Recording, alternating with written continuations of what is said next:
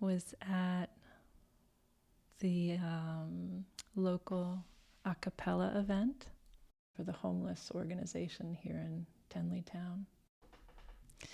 And it was a very, very beautiful event. I hadn't been to it before. And, going out lately, we don't go out a ton, but going out is strange now because in the back of my mind, I don't know if this is how everyone experiences it. I'm just wondering, what's going on in people's heads, how people are feeling. And so the event was great. And there was also a subconscious feeling that things were being, we're trying to all have a good time. And when something else was in the room with us, and one man got up and spoke. A lot of people were speaking and asking or sharing different things, and it's a fundraiser. And one man got up, I think his name was Fred. He said, I hope that what I'm about to say doesn't make me lose my job. And I felt excitement inside. I said, oh gosh, maybe he's going to say something that we all need to hear. And he did. He expressed his sadness at what's going on around us.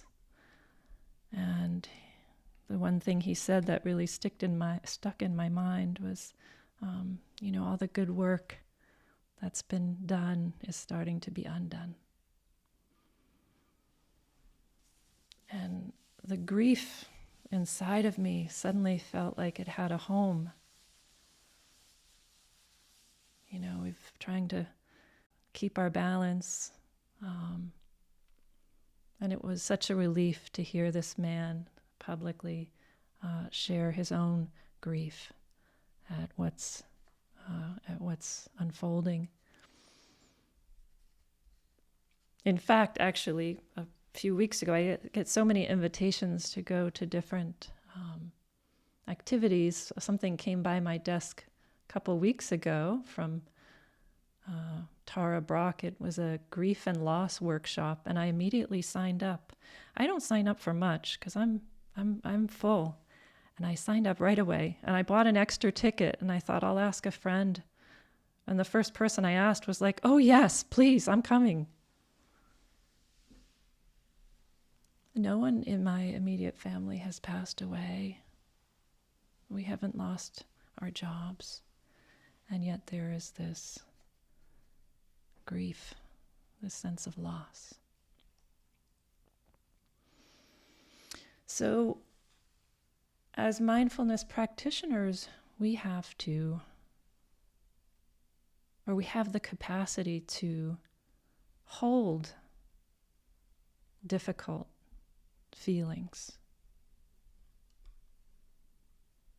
We sit with difficult feelings, and we watch them, we practice not being swept away and identified with difficult feelings that come up.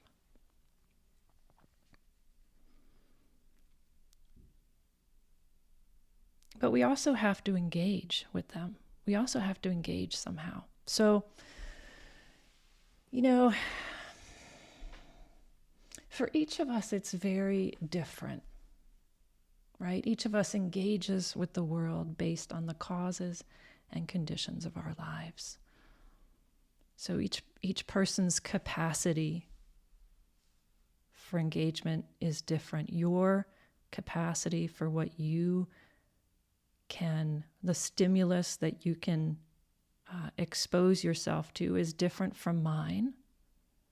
And the only person who knows, who can know, you may not know, but it's your work to come to know how much engagement your system can be balanced with. And what I find in my community is that most people, most of my friends and colleagues and acquaintances and family are overloaded. It's a bit too much. It's drinking from the fire hose. And while I have a fairly strong practice of my own, I do feel this very strongly. I feel the waves of energy, and they flow through my body.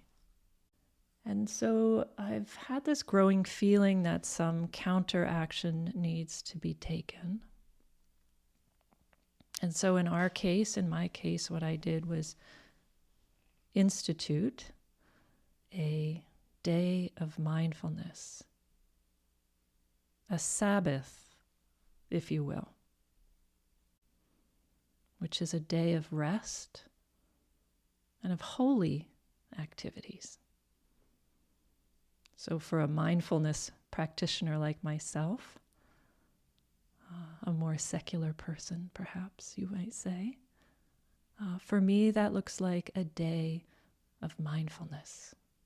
And I chose Sunday only because I listened to Dasanaya's Dharma talk on Sunday mornings at 9:30, and Sunday is a day when there's no doctor's appointments or work engagements or what have you, so Sunday was a good choice. But all the screens were turned off.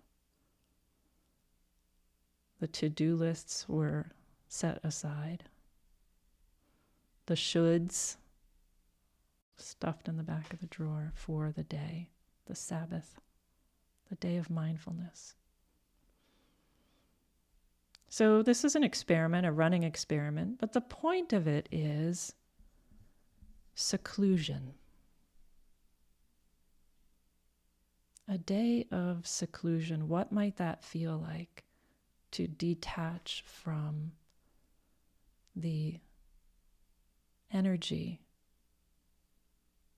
the harmful energy that is in the air? What might that feel like?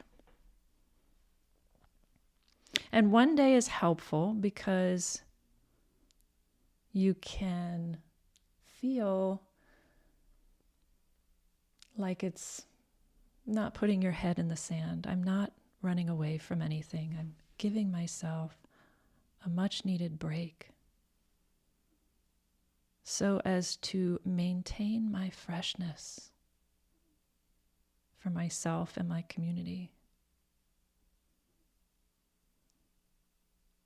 Because in times like this, it's incumbent upon us to maintain what freshness we can so that we can show up, so that we can hold our ground.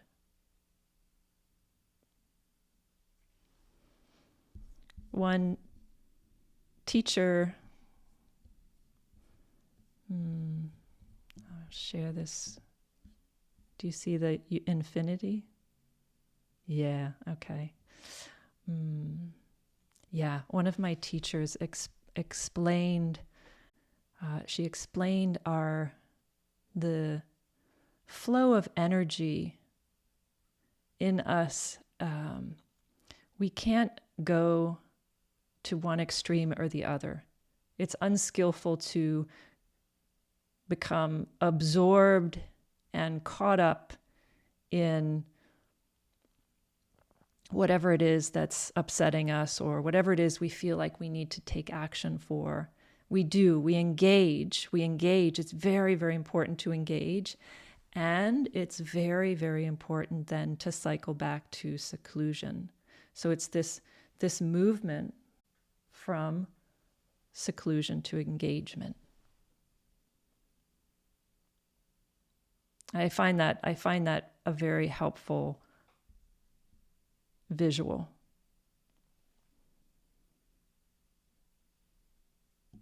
Thich Nhat Hanh was famous for, and I don't know if he invented it, but he definitely brought the concept of engaged Buddhism into the bright light. This idea of engaging based on your values, based on these values of non-harming. And the teacher who shared with me this infinity symbol as a way to navigate my own life was very much, she still is very much an engaged Buddhist and a tremendous activist. And she said, don't worry if you need to come back and shut out the whole world. You are allowed. You are encouraged. You don't live your whole life there, but you cycle in and out of that place so as to refresh. When there's people, in your life, there's always those difficult people. And maybe you're lucky or at a place where you don't have to engage too much, but maybe you're not so lucky and you still have to engage with those individuals for whatever reason. Knowing that you will be back into your seclusion in no time gives you the energy and the courage to stay engaged, to stay skillfully engaged. Because you'll be able to go and take care of yourself later. But the problem is people don't actually take care of themselves later. People are caught up in consumption. We are uncomfortable with these difficult feelings, and a lot of people, I'm sure it's not as much here in a group of mindfulness practitioners, but even us, we get caught up in consumption. And I'm not necessarily talking about food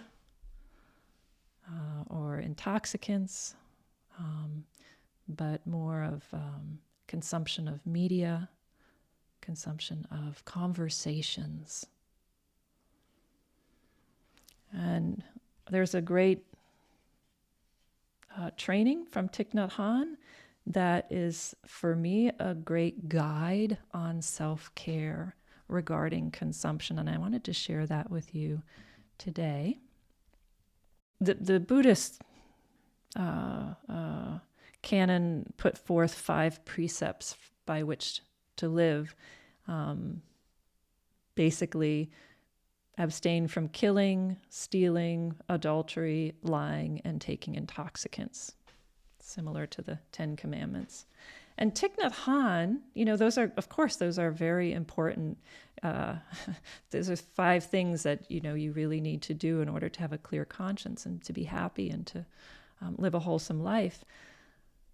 Thich Nhat Hanh, in 1966, he transformed them into the 5 mindfulness trainings, and he expanded on them so that we could understand better what the consequences are of not following the precepts. So I'm going to put here on the screen for you the 5th mindfulness training. So the ancients say that the 5th mindfulness training is abstaining from intoxicating substances. Don't take intoxicants. And since, most of us have probably, sorted that out or never had that as a problem, perhaps, there's actually more to be done on that 5th mindfulness training. And so Thich Nhat Hanh, I'll read this to you. Thich Nhat Hanh expanded it for us. So nourishment and healing is the 5th mindfulness training as a guide for self-care. Okay?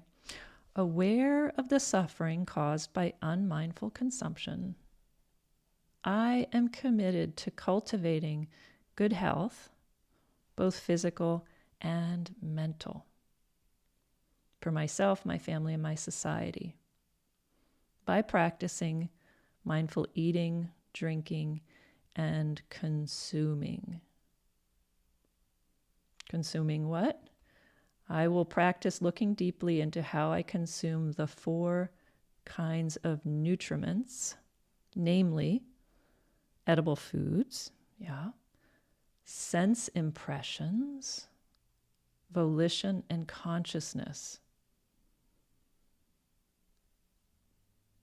I'm determined not to gamble or use alcohol, drugs, or any other products which contain toxins, such as certain websites, electronic games for the youngsters, TV programs, films, magazines, newspapers, books, and conversations. So I'm looking deeply into how I consume mentally. I will practice coming back to the present moment to be in touch with the refreshing, healing, and nourishing elements in me and around me. Coming back to the present moment to be in touch with what's here and now. Not letting regrets and sorrow drag me into the past, or letting anxiety, fear, or craving pull me out of the present moment. I am determined not to try to cover up loneliness, anxiety, or other suffering by losing myself in consumption. I'll contemplate interbeing and consume in a way that preserves peace, joy, and well-being in my body and consciousness, and in the collective body and consciousness of my family, society, and the earth.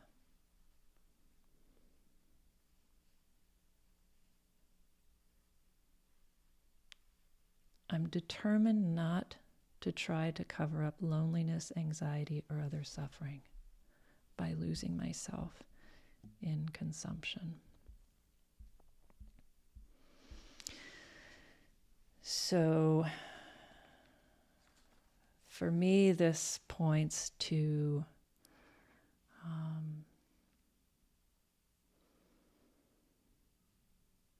really finding that balance for ourselves and observing ourselves, having awareness of ourselves as we engage, especially in conversations. How many conversations we're falling into now that are kind of repetitive and not helpful. And they're feeding something that's not serving us. And the same with engaging with the media. We're in an amazing time where we can have so much at our fingertips at any moment. But just because you're at the candy store or the buffet and you're allowed to eat anything you want does not mean that you should. You eat all that candy and you get really sick. I think you know what I mean. That awareness is the most important thing that you can bring with you through the day.